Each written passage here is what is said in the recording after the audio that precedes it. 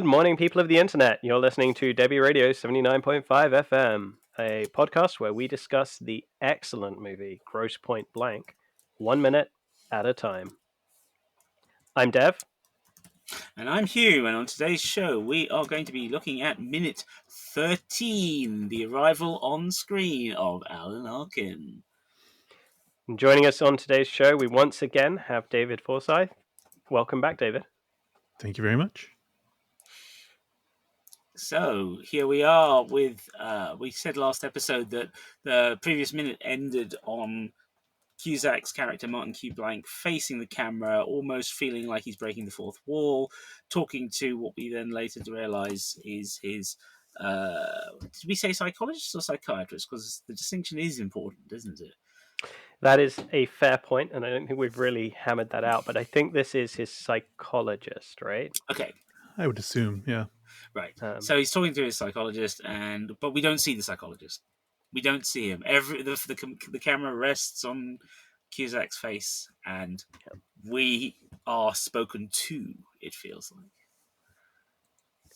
Yes, and I think it's it very much does feel like a piece where he's talking to the audience, and he's talking about being unable to relate to these people that he went to high school with, or with anyone really, which is a little unnerving potentially, but also just a little bit lonely and sad for somebody to not be able to relate to anybody, or to feel like they're unable to. I think it does a great job of, we've seen him object to this reunion, I think a couple times strongly so far, and now it's starting to lay out why he's objecting to it, right? I mean, for the reasons other than 10-year high school reunions are just anxiety inducing for a lot of people, right? But then it also kind of gets into, like you said, his general ennui of just life, right? Like he's and Alan Arkin's going to do a good job of sort of like laying out the like very obvious reasons and statements for it, but like, is this why you're a contract killer? Is it because you're a contract killer? Like one of these two types of things that is very clearly weighing on you in some way, or vice versa. But it like you said, it is a little unnerving. It's sad for a regular person. It's unnerving when you realize it's a person who could be coming to kill you, right? Yeah. Yes, and it's done in a way to like exaggerate that as well, right? This is 30 seconds of the camera just statically facing down Martin Blank, and Martin Blank just talking at this camera, and in a 100+ minute movie, 110-minute movie, whatever it is, that's not a long chunk of the movie, but in a scene, camera shots that long are fairly uncommon, and you kind of feel it, especially once again as we're watching this kind of 1 minute at a time, and we're maybe hammering into it a little bit more than the average viewer, but that 30 seconds really does start to feel like quite a long time. I also feel like it's something more traditionally Cusack, in the sense of the kind of roles we're used to having him in, and in that sense it's ever so slightly reassuring for the audience after everything we've seen. He seems to be kind of, between the office scene and this, he's much more relatable. Until, as you say, the 30 seconds are up. Right. and it ends, predictably on sort of a slight threat, right? That I just think it would be depressing. I said it would be depressing, and requiring that engagement from the other party. But I'm not sure I agree that, like, at this point in his career, is this something we expect of John Cusack? Because I know it becomes a hallmark of him, but I think that's mostly from films he's done subsequent to this. I don't mean speaking to the audience. I just meant that whole sort of seated monologuing. Yeah. No, again. Okay, you feel that's not a thing. Okay. Well, I can't think of what he's done before this film at the time it was released that would have had that, because, I mean, a lot of his early stuff, he's not a super big part of it. I think the say anything bits where he's speaking to Oh yeah, that's true. oh gosh, I don't remember who the father was in that movie off the top of my head. That was I can picture him. I know he was in Frasier. Anyway, but yeah, it'll come to me as soon as we sign off here. But there's moments where he's sort of like explaining himself as a flawed person, at sort of like he's doing here, that I think is similar. Yeah, But yeah, yeah, I would tend to I think he has an actor of John Mahoney. That's who we're thinking of. John Mahoney. oh Yep. yes, yeah. But yeah, I know. I always felt from that era. I think of that. The actors of that era, I always felt like he was the one who was more open to revealing that level of characterization. I think, I felt like I feel like there was a generation, like on either side of him. There's a generation of young male performers who are for whom introspection is overly romanticized, and it comes sort of either hand in hand with macho outbursts, or it's subsumed in a kind of De Niro-esque manner until they can bring it to the fore as the plot demands. Whereas Cusack, or for me, has always been this more natural about it in the way he portrays his characters. These moments come from him in a way that is both comedic and relatable and quite human. I mean, yeah. I mean, it's sort of Chandler Bing before Chandler Bing, but not, but more than that. Yeah, that's fair. So, but yeah, I mean, I can't think. It's weird. He's going to be one of those actors who eventually, when he passes on, it's going to feel weird not having him around, even if he's no longer in the mainstream eye on a regular basis. I just feel like he's always, well, from my life at least, it feels like he's always been with us. He's always around. But yeah, I do worry sometimes that, God, I can't remember what the last thing I saw him was in, but the variety of what we used to expect from him has certainly not been something he's been offered the vehicles for or produced for a while. Yeah, which is a shame. I keep thinking maybe, I don't know. I wonder if there was actors get typecast in so many ways, but I do sometimes wonder if the 1-2 hit of Grosse Point Blank and High Fidelity kind of created through his own productions, unexpectedly created his kind of not stereotype, but the kind of public persona that he's lent into since then. And there's the more we do this podcast, the more I think of all these things I'd like to see him do that I haven't seen him do. I'd like him to, like here we are, 30 seconds into his talk with his psychologist, and we get a cut to the psychologist, and of course, it's the great Alan Arkin. But it's the fact that he's head down, almost static tableau of just like, oh my God. I'd love to see Cusack do that now. He's older. I'd like to see him be that guy now, for example. Yeah. Could he take the Billy Crystal bits from Analyze That, which we were talking about last time? He'd be good at that. Yeah. I don't know. I can't see him pulling off that degree of comedy. Really? Yeah, I mean, Billy Crystal is a hard person to compete with. That's true. I mean, it's the Hot Tub Time Machine stuff, I think, was probably his most recent like big stuff that I can think of. And even though those were comedies, he still plays the more sincere character of that. Yes. The with strong nostalgia attachments as well. Which, I mean, now that I think about that, that's a bit of a hallmark of his career as well. Like a recent since the 90s career, I guess, there's been a lot of like backward looking to his characters for sure. Yeah. I mean, did anyone? Sorry, go on, Dev. I was going to say, obviously, Runaway Jury was another one that he was very prominent in. Yeah, that was a big one. Yeah. But that was still 20 years ago now.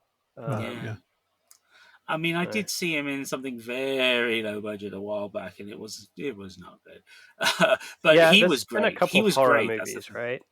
Not the horror one. This was a low budget actioner. And I'm not even sure. I mean, I'm just assuming he took it because he needed the job at the time, because it was really nothing special as a film. But he himself was still him. He did his Yeah. thing, and so there was sincerity within his. I think he was playing a spy and having to, run into someone who's not a spy and protect them from whatever usual sort of stuff. But it was very, very low budget. But I mean, the thing I suddenly realized, I was just looking at his IMDb, and I realized because I haven't got around to watching the American remake of Utopia, which got cancelled. So, but 2 seasons here in the UK, Channel 4 got cancelled, and then they adapted it in the States, and it got cancelled there. But he plays the lead adult role in that, and I suddenly realised that is exactly the sort of thing I'm talking about. I'd like to see him do. So, I might have to track that down, even though it's unfinished. Yeah. Because these days, of course, that's where the really interesting roles often are. Sometimes is television. Yeah, and I don't feel like it's got the same stigma that it used to for movie actors. I think there's a little more fluidity back and forth for sure. Yeah, with your prestige television shows or whatever. Yeah. But we should be talking more about Alan Arkin, because we've got a whole movie of John Cusack, and it's depressing a few minutes of Alan Arkin to talk about. So, one of the greats. Yes. Sadly, only passed away this year. Yeah, right. It was June, wasn't it? God, it was not that long ago. Crikey, what a career! Just 110 credits as an actor. Astonishing. He's really doing one of the things I identify best with him in this role, is that he's quietly annoyed. Right? Like that's I think one of his great strengths. Like, if you think about the big loud personalities in like Glengarry Glen Ross, where he was the quiet guy, but no less peeved and annoyed than anyone else. Like, you almost worry more about him because he's it's always the quiet ones or whatever. But in here he's doing that sort of keeping his psychiatric or psychologic or whatever we decided that was his professionalism on top of clearly very annoyed, sometimes worried, and he does it to a T here. It's like the most believable thing in this movie that has a lot of it's not magical realism, but it's sort of like it's sort of an alternate world. It's like a toned down John Wick almost, right? Like this world where we're living amongst a sea of trained killers and the life that they lead underneath our regular everyday life. But yeah. What do you have a favorite role of his from his long career, David? Oh gosh, what was the one where I cannot remember the name of it. Oh man, where he's like the father of the family in LA that has to keep moving around. With oh man, I can't remember the name of anybody right now. No, don't worry, neither can I. Marissa Tomei's in it. Natasha Lyonne's in it. Is it? Oh, hang on. I think it's like LA something, I think is the name of it, but it's not Slums of Beverly Hills, is it? Slums of Beverly Hills, that's what it is. Yep. 1998. Yep. God, I haven't thought about that one's really good. What a cast! Yeah, it was. Yeah, I haven't seen that at all. Definitely something different. Not sure would they make that kind of thing today. I don't know. Very interesting. Gattaca, I remember him from, which he did shortly after this. But recently I was watching the Blu-ray of the 7% Solution, and he plays Freud in that to Sherlock Holmes. Oh, wow. Worth going back to. Definitely, I haven't seen that one. Yeah, no, definitely worth going back to. And as you say, Glengarry Glen Ross and the Rocketeer is in as well. I love the Rocketeer. Yeah, that's right. Yeah. I think also need to call out Argo, because my wife will kill me if I don't call out Argo at every opportunity to call out Argo, because it's Argo. But wait a minute, that's not a Hallmark movie. I'm so, for the sake of your health, I'm so glad I'm wearing headphones right now. Yeah, I know, right? What fascinates me about Argo is I heard of it. This is the story it's based on. I heard of it years ago because the CIA agent in question, who is the advisor on the film, I mean, he's passed away now, but Yep. he did one of these Errol Morris talking to camera documentaries where Morris had a whole bunch of short films he did for one of the cable channels because he had subjects that he didn't think could make a full hour and a half, right? So Yep. he did a series of half hour or hour long interviews with various characters, and this guy was it. And I'm trying to remember his name because I've actually got his bio somewhere. But but what fascinates me is how this guy is linked to the arc of spy fiction in Hollywood, because this is the guy who first used. I'm going all the way back to the '60s. Who first suggested that they use a full theatrical face mask on an agent having to go through a checkpoint at night Mm-hmm. so that he could get past, which of course becomes the fundamental piece of Mission Impossible, right? And apparently, the original story was that they had two agents in a car in Vietnam who were going to have to go through a checkpoint, and one was white and one was black, and they knew that because he was black, that was going to set off the alarm bells with the Viet Cong. So what they did was they suggested, well, it's dark. He's not going to have to say anything. So how about we just put this mask on him, right? And it worked. And that's where the story came from. That the CIA would use masks that were so well fitting and convincing, and of course it wasn't. It was just slapped on him and glued with makeup quickly and all the rest of it. But I love that this guy's been, at the heart of all of these, of so much creativity and interesting ideas. So yeah, no, Argo is one of the very interesting recent sort of film versions of this sort of thing. Was that Tony Mendez? Yes. Yeah.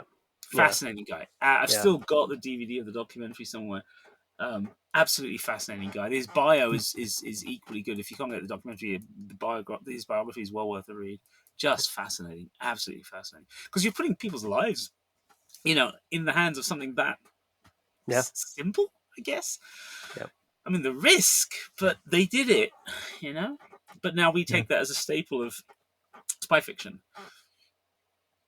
Which is what always happens, right? It's like the James Bond gadgets or whatever. A lot of those were actually things that were tried and used, and they turn into gimmicks. Well, for Elsa Krebs, the dagger and the poison dagger in the boot. Yep. Is something that drew from reality, and the poison umbrella was used by both sides at one point. I do think that's the kind of thing I find interesting about Grosse Pointe Blank. Is this whole business of him being, because we discussed early on the business of him and Grosse being two different types of assassin and having two different types of emotional responses to what they do and how they go about doing it. But as you said, David, this particular film is verging on, it's a fantasy of a kind. It's this sense of, as you say, it's John Wick, proto John Wick. And as part of that, I find it interesting when we all get the real world stuff, like the Argo, like you're talking about Argo, and I'm thinking, here we've got the various jobs, places, weapons used, and the references to real world events and things that just anchor it. And it anchors that fantasy and prevents it from flying off completely into total unreality. Well, at least it does until the rom-com elements enter. Yeah. And that's part of the fun of the film is how unhinged it starts to really become. Although the killing of the president of Paraguay with a fork in this minute. Hysterical. That's hysterical. Yeah. I just want to see that. Like, this is one of those things we were talking about, the flashback moments, right? Like, if this were done nowadays, they'd feel the need to insert the flashback, right? Same with the T-34s and Burma. Like, you'd see that sequence happen. And for my imagination, I'm so glad that it didn't. Oh, didn't have the money for it, did they? Also, probably a factor. So much of what makes this film work is the lack of money. It's that creativity. You don't have the money. It's not seeing the shark. Yeah, absolutely. Yeah. It's all in the actors' faces. And the bit where he's running the poison down the wire, like, I felt like that was I mean, that's sort of a redo of a 007 bit. I forget from which one, but You only they need it do. twice. Yeah, there you go. They do it with close-ups on the gadget, on the details of like what kind of wire, he's showing the scope that he's using and showing the syringe that he's using. I think that really grounds the realism, and that's frankly the trickiest any of this gets. Everything else is like kind of run and gun stuff or like C4 in a microwave or whatever, but like it all feels very real in terms of, you know assassins could accomplish this easily today with just a little bit of subterfuge is really all they need, Yeah. and lack of scruples or whatnot. But Hmm. Yeah. Yeah, that makes anyway, sense. So back to Arkin then. Arkin, the man who just, as you said, exasperation, but mild, controlled, and of course we get some dialogue before the minute is up from him Yeah. as well. Just. And I think that's really really interesting, because this is now we were discussing Marcella and the power dynamic and the way she attempts to communicate with Martin in ways that can be that can either push him to do certain things or have to be careful. And now we're seeing that similar dynamic now, but with an older male figure, and again, and now it's much more tense now. And once again we've got blinds on the window and the lights, and again we're talking about officers, and this seems, you've got the potted plant, and this seems much more. I think you actually said in an earlier episode, David or Dev, one of you said that this, the Martin's office would be more likely to be, a psychiatrist's office or something, and then here we are, and they're not completely dissimilar. There are links. It's almost like he's gone round the corner or just down the corridor, right? Yeah, I would not be surprised. Yeah, the same style but more lived in. You can tell this is an office that's used. It's got living plants. It's got comfortable furnishings. It's not just as they rented it. Yeah, the things on the desk look like things that Arkin's character picked. That's his pen, because he likes to write with that sort of pen. Yeah. But yeah, it really would not surprise me if he literally went out the door, turned a corner to a corridor, and went into another door. I would not be surprised. Just for that. But yes, the way he is so matter of fact in speaking to Martin is as if he's trying to, just be careful. I want to explode at you, but I can't, because if you explode, I'm in real trouble. Yeah, and the whole gag of that sort of belies the relationship a little bit, because we talked about him sort of looking for this father figure, maybe, or having that sort of relationship, but it's not reciprocal, right? Like, it's revealed here that the Dr. Oatman, Alan Arkin, is not his psychiatrist, his psychologist, right? Like, he's like, I'm refusing to see you, like we're not doing this, but they are. And that he's wanting that father relationship, that advice, that someone to bounce his feelings off of and help him to work through the process, as he'll state later. But he's doing it in a hostage scenario, essentially, right? Like, so I mean that's sort of the big gag of all this, I think. And you feel like this is the same conversation that's had every single week, every week that he comes. It's yeah. I just, can you imagine the run up to that when this guy's going to be turning up? Yeah, well, and the fact that he keeps that hour free every week too, right? Like, no one else is scheduled in that block, because he knows, that Martin Blank might just show up, and he doesn't want to put other patients at risk, or refuse him in any way. Yeah, so it's you can almost see the decanter of whiskey that he goes to every week after this session ends, right? Yeah. I mean, I do wonder also if, like, he's wondering that if someone was booked there, Martin would just shoot him, get him out of the seat and sit down. Well, you can only imagine that at some point, like the first week after he cancels these sessions, he did have somebody else booked in, right? And Martin still showed up, and how that must have gone, right? Scary. Is he deliberately putting him in that very low chair as well? Like, there's a weird physical layout too, because they're sitting in a very not typical psychologist setup, right? It's Yeah. Arkin's behind a desk, a big desk, Yeah. and Martin's in a chair facing him, but it's a very low chair. He's almost squatting, Yeah. right? And, Yeah. I mean, there's the couch is in the background, so clearly they Yeah. have the facilities to do that sort of typical, lay on my couch and tell me about your cigars, sort of setup. But yeah, it's yeah, Yeah.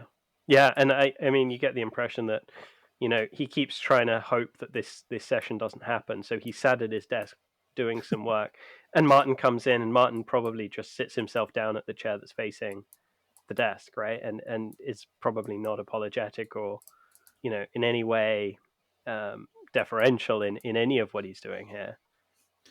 yeah, It also reminds me a little bit of The Prisoner, those low 60s chairs as Oh well. yes, You yeah, yeah. know, yeah. and with his suit and everything, it does feel, yeah, it's just a little odd.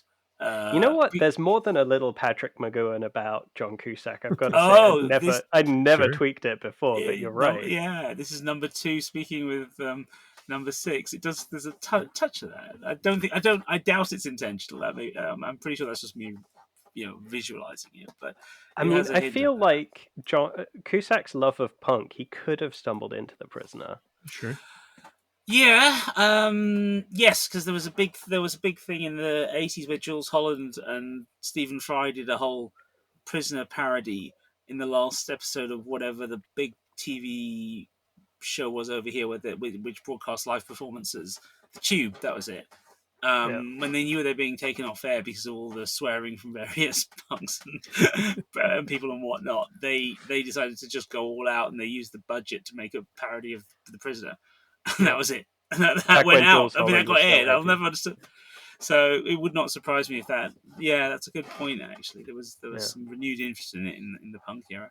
I think, and yeah, there's something about McGowan's characterizations of yeah, men of violence under pressure and looking for their own way out, wanting to be individuals and free. yeah. Hmm. That David, have you seen The Prisoner?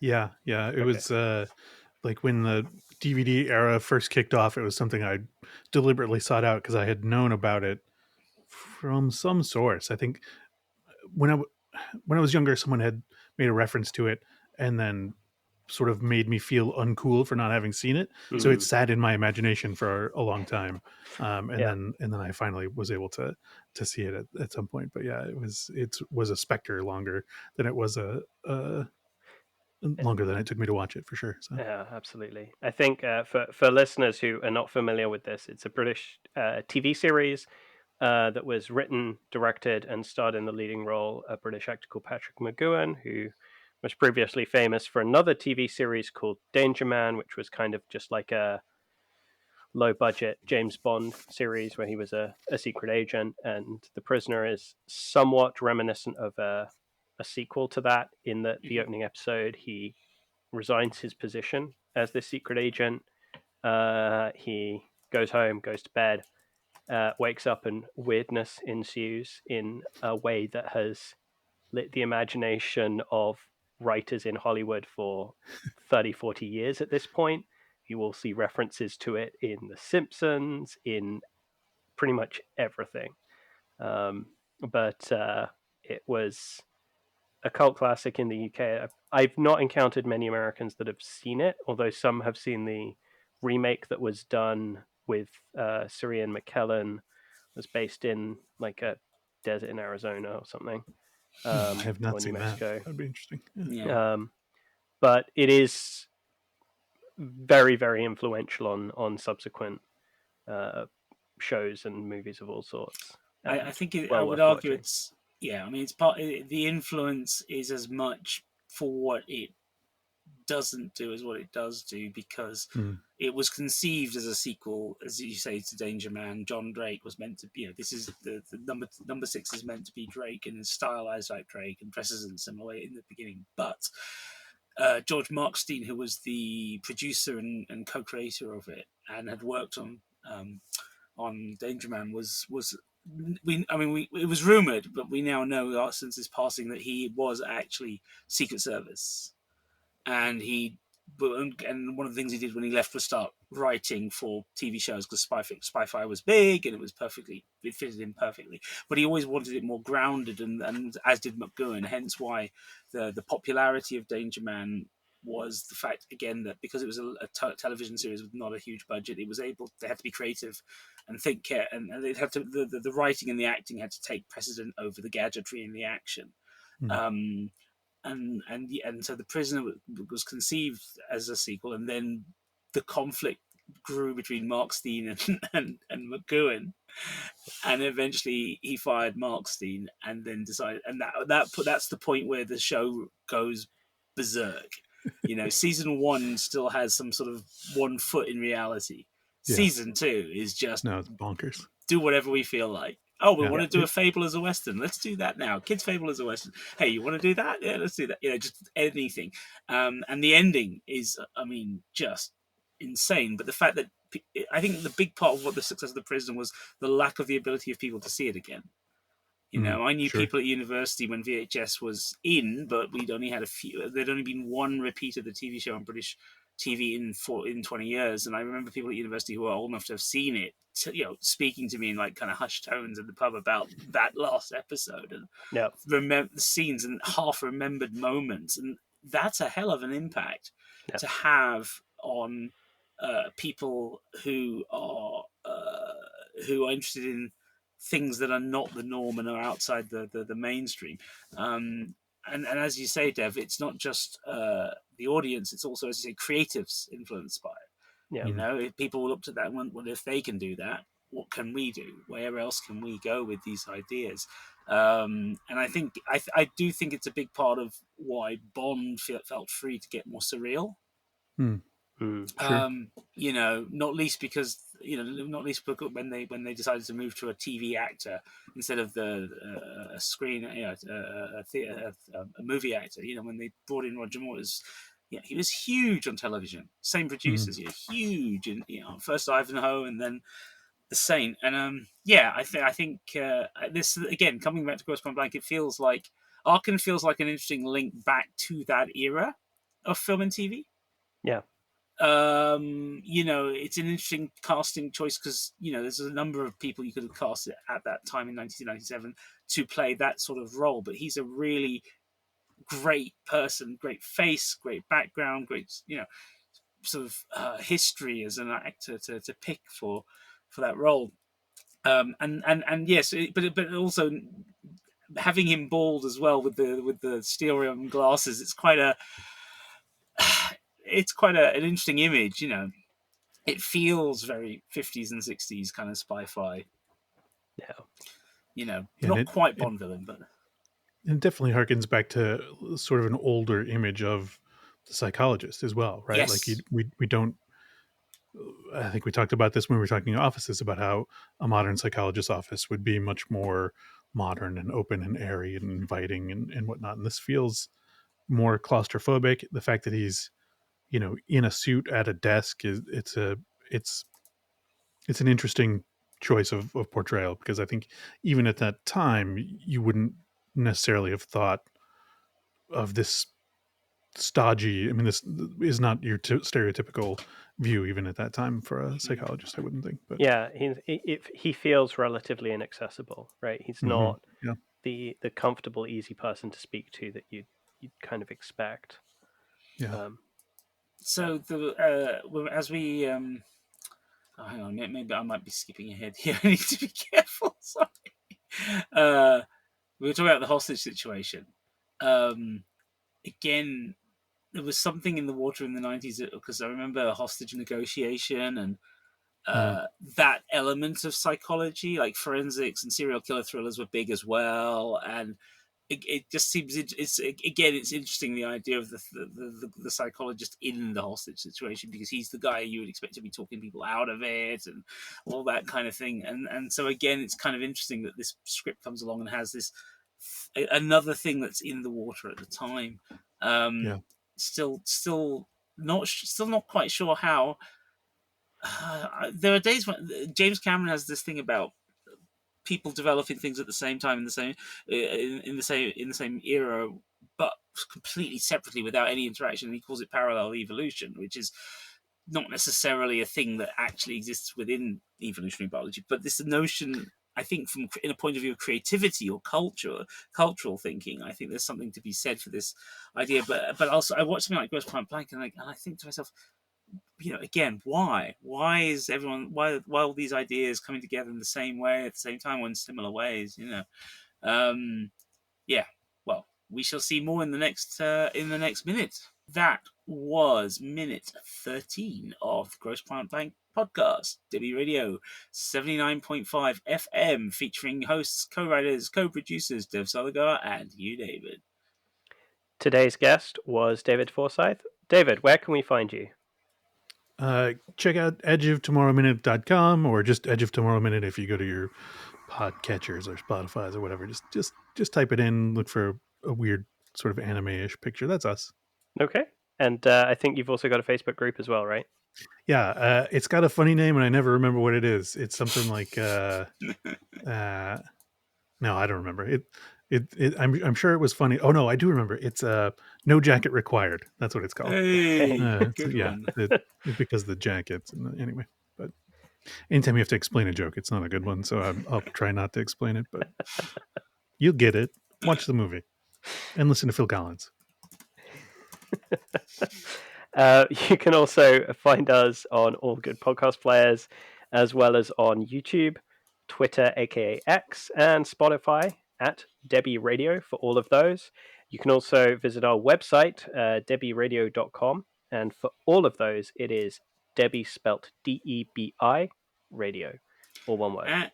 And if you want to talk to us, you can find us at Facebook listener group, Debi Radio 79.5 FM fan club. Once again, DEBI Radio. Thank you very much.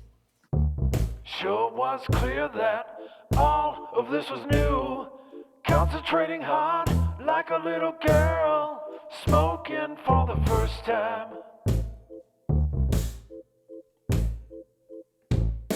It wasn't a moment, it was a feeling.